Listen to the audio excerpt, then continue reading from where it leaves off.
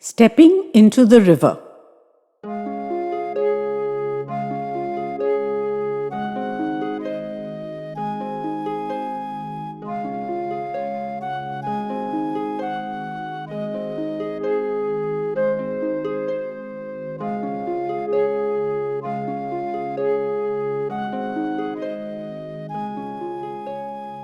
Birenda was my father's dearest friend. They'd been in school and college together and had remained bachelors for many years. Never found the right person, they claimed, and were perfectly happy as they were. Then my father met my mother in his late 40s and discovered a different kind of happiness and became a great preacher on marital bliss. I adored Birenda. He was just over 5 feet tall, but he had an unbelievably loud voice, as if he'd swallowed a microphone. He knew everything there was to know about everything, and with him around, I never needed to consult the Encyclopedia Britannica for any of my school projects. I told him all my little secrets and sorrows, and he understood me and counseled me. Not always wisely, but always passionately and with my best interests at heart, at least from his point of view. He was the towering figure of my childhood. We chatted often, in person and on the phone, which I had to hold at arm's length to avoid puncturing my eardrum with the sonic boom. And we exchanged confidential letters strictly outside the ambit of my parents' gaze. I loved him dearly. He was my best and closest friend, and I was the only child he ever had. Birenda and Baba had wanted to set the world at rights. They couldn't lay the table properly between them because they'd be so distracted by their inane arguments, and I'd have to check on their efforts after they finished. But they had these huge plans for curing the world of its ills. It's called Adda, and we Bengalis are famous for it. Ma and I would get drawn into these conferences, even when I was a little fellow. I had to prepare papers on all kinds of subjects, including, after a fall in school, the best surface for school playgrounds. I could even fabricate an ideal surface. For the mind should be without fear and the head held high. But the paper had to be logically presented. It would be seriously discussed, and just because I was 7 or 8 didn't mean they let me off lightly. When I was 9, Baba was posted to Delhi on work, and naturally Ma and I went with him. Birenda became terribly lonely, missing our Adda evenings together, and decided to seek companionship in marriage, especially if it could bring him the same completeness and joyfulness he'd witnessed in his friend. We all took to Charudi straight away, for she was a genuinely sweet person, intelligent and cultured, good-natured, talented, and most importantly, she accepted that our family was a vital part of Birenda's life and fitted herself tidily into that picture.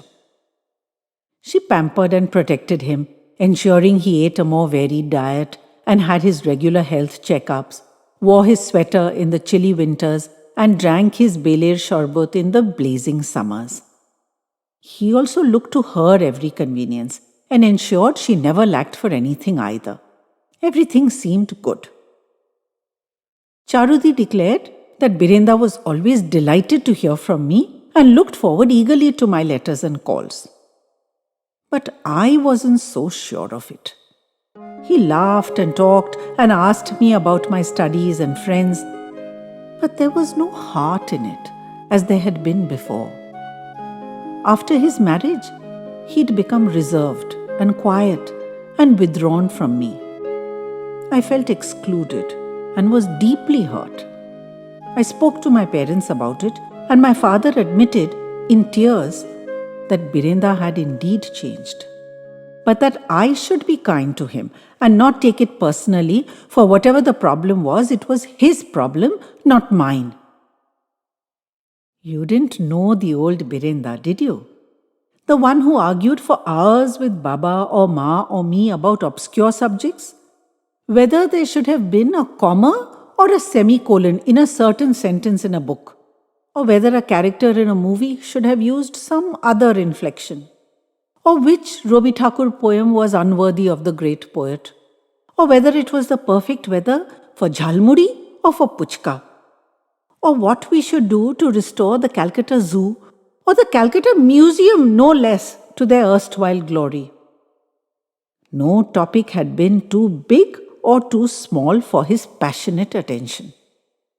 Now, as I watched, he became silent and withdrawn and accommodating, and somebody else, not the Birenda I had known and loved. Despite the efforts of my parents, we drifted apart. Perhaps I should have been more supportive and understanding, but I was young and growing up myself, with all the uncertainty and selfishness that come with adolescence. And I missed my old friendship, and I had no time or energy to spend on setting it right. Years passed, and my life picked up pace and became full. I heard of him constantly from Baba or Ma, even chatted with him occasionally. But nothing about him captured my heart again. He was just a dull, boring old man. Despite my callousness, he was beside me instantly when Baba and Ma were killed in the car crash. He stepped up and made all the arrangements and took all the difficult decisions. But he was no longer inside my magic circle and could not provide the kind of comfort he'd hoped to be able to. And both of us knew it. So he and Charudi did not stay long. After that, only perfunctory exchanges of greetings at Pujo or New Year, meaning less and less with each passing year, until I got word, out of the blue, that Charudi had died of a massive heart attack. There had been no prior indication. One day she was fine and bustling around the house, and the next day she was gone. How terrible for Birenda, I thought, left alone in his old age. Baba and Ma his closest friends, and now Charudi too. I was traumatized with guilt and regret. Birenda and Charudi had both been very kind to me when I was a child, Birenda especially, and I'd just let the relationship wither, completely die after Ma and Baba had passed. Even after I'd grown to manhood and should have known better. I took time off from work and went to Birenda. He had an ancestral house in a now unfashionable part of the city, and the two of us rattled around in its vast, high-ceilinged emptiness. It was a house I was deeply familiar with, and I had many cherished memories within its thick and ancient walls. Conversations turned naturally to my childhood, and to Baba and Ma, and to Charudi, and what a kindly soul she'd been. And how deeply we felt the lack of the three of them now. In those 2 weeks, I reconnected with Birenda. He was sad and distracted and had many funerary duties to perform. But he was also, in some indefinable way, switched on again. There was much that needed doing. Arrangements had to be made to run his life and the household smoothly without Charudi's supervision. Between the two of us, we picked up the reins on all these and the long abandoned threads of our old friendship. My leave was rapidly coming to an end, so I encouraged him to pack up and come and stay with me for a while. But he wouldn't even hear of it. He was old and entrenched in his ways, he said. I should get on with my life, for I was young and many wonderful years lay ahead of me. I had no option except to do that at the time. I had to get back to my job.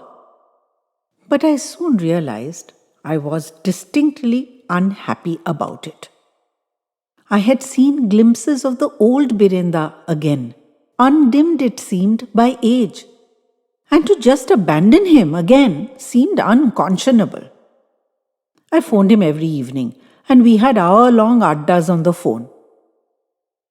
It belatedly dawned on me that he must have hoped to have the same magical connection with his wife that Baba and Ma had had, and that not having it with Charudi, wonderful as she was, had broken his sweet, sentimental heart. The tension of having to live every day with a failed dream and never letting anyone know had eaten him up from the inside out. He could put that tension down now, and I could already feel it releasing its chokehold on him. I made the decision surprisingly easily. I requested a transfer to the Calcutta office. I landed unannounced at his doorstep and rang the doorbell, suitcase in tow. The explosion of sunshine on his face made my secret shenanigans entirely worthwhile. We've settled smoothly into a routine. He believes he is in loco parentis, and I believe I am, which makes for some very interesting exchanges. He's every bit as passionate and argumentative as he was 20 years ago, and he's revived the full flower of the Adda spirit in me too. I have to admit, I'm thoroughly enjoying rediscovering the massive width and range of his intellect and passion. They say you can't step twice into the same river.